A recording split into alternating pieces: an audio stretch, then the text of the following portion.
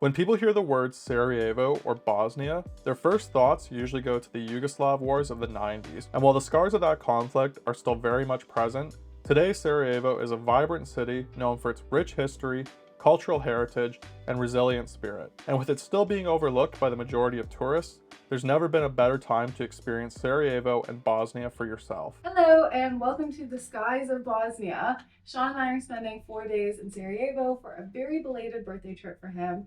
And currently I'm in a cable car and we're going to the top of Sarajevo. We're going to see some really cool things up there, and overall this trip is going to be very fun, very historic, and a lot of cool things to see and do. So I hope you enjoy, and we'll see you at the top.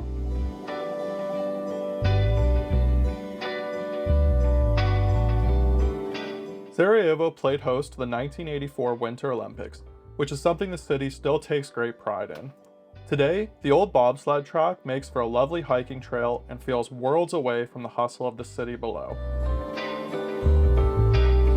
After heading back down the mountain, we joined a free walking tour we booked through Guru Walks. Our guide Addis did a great job of explaining the complex history of Sarajevo, and we even got to visit a coppersmith to see how they're still keeping this ancient trade alive today. For dinner, we enjoyed an amazing meal at Deveri. This tiny hole in the wall serves traditional Bosnian classics at an affordable price. Make sure to have a reservation, as we saw numerous people turned away due to a lack of space. Morning, welcome to day 2 here in Sarajevo. So yesterday we did a free walking tour, and that was great because we kind of got a little bit of an overview of the city, but we didn't actually really get to delve into any of the sites. So that's our plan for today.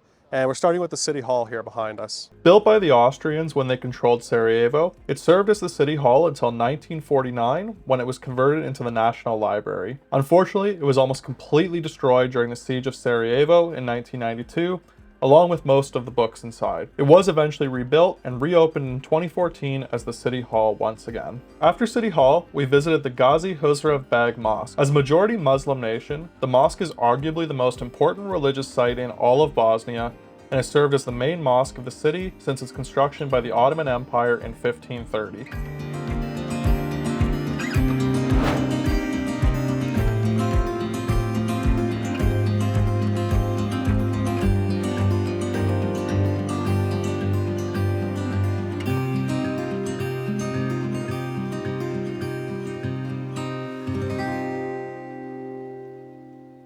Morning guys, welcome to our third and final day here in Bosnia. So today we are venturing outside of Sarajevo. We booked a bit of a day trip that's going to take us to some of the highlights around the country. Our first stop this morning is the town of Konjic, which has this beautiful Ottoman bridge behind us.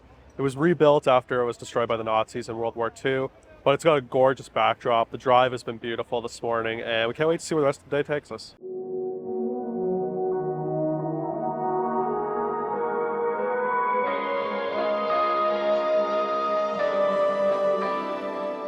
Our next stop brought us to the Dervish House, which is right behind me, and it's also featuring this gorgeous, just rocky, watery area. It's absolutely beautiful. It's starting to rain, so the benefit of being on a bus tour is that we can go back onto the bus. But this was a really nice stop and such a cool mix of history and religion and just beautiful scenery.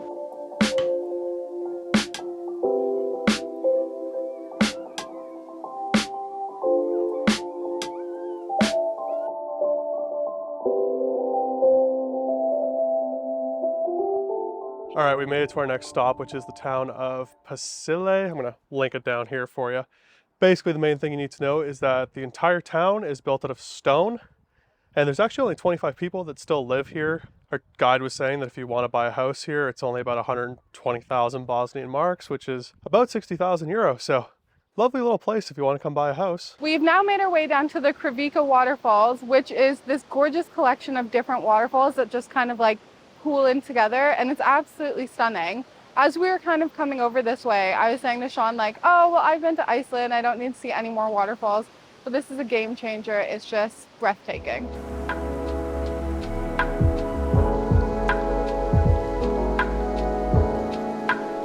It's been a long day, but we have finally made it to our last stop here in the town of Mostar, which is famous for this old Ottoman era bridge behind me, which these dudes kind of sit at the top, collect tips, say they're going to jump. I don't actually think this guy's going to jump because it's pretty high, but maybe I'll be proven wrong in this clip. Anyway, we're going to try to grab a little bit of a bite to eat, walk around town, And that's going to do it for our trip. So thank you guys for coming along for this trip to Bosnia. It's been a country I think that's really surprised us. So many beautiful things, nature, history, culture. So definitely come check out Bosnia on your next trip, and we'll see you guys next time.